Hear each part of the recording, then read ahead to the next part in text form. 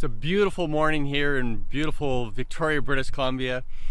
And as I go for this morning stroll, I've been thinking about leadership.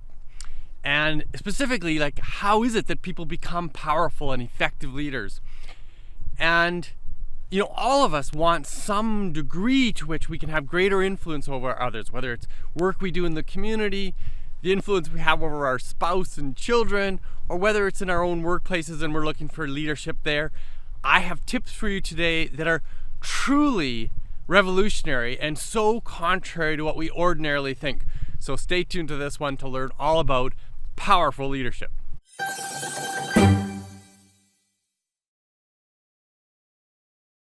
As a coach, public speaker, and best-selling author, I teach topics just like this one all around the world.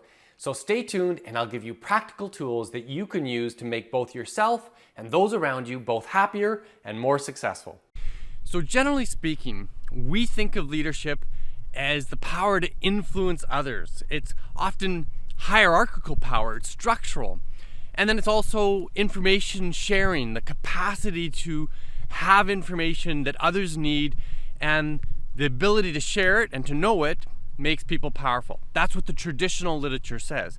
And so that people who have that hierarchical authority can influence others or have a lot of information, those folks should be the ones who are motivational and effective as leaders in their workplaces.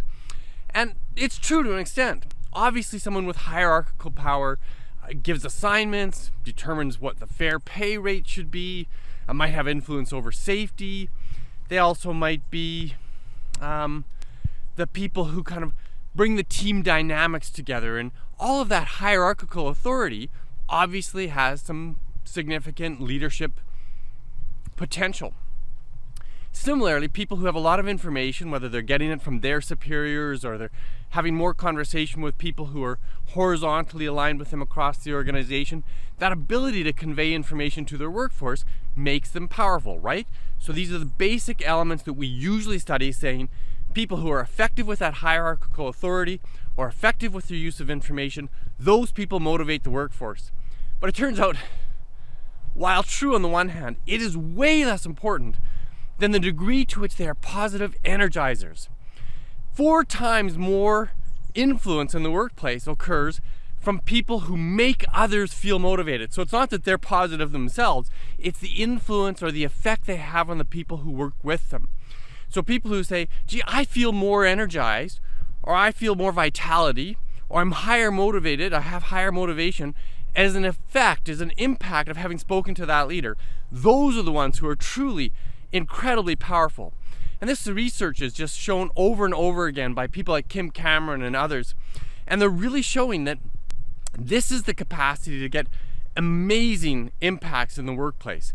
People who really energize their colleagues and their subordinates get better outcomes. They get higher quality, more productivity, better team cohesion, more creativity and innovation. They even influence fewer accidents in the workplace.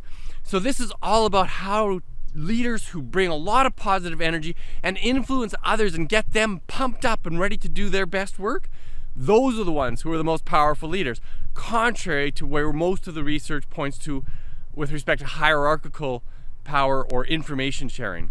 So there's your tip for today. It's about the positive energy we bring, and that's not by how pumped up we are personally, it's how we make others feel.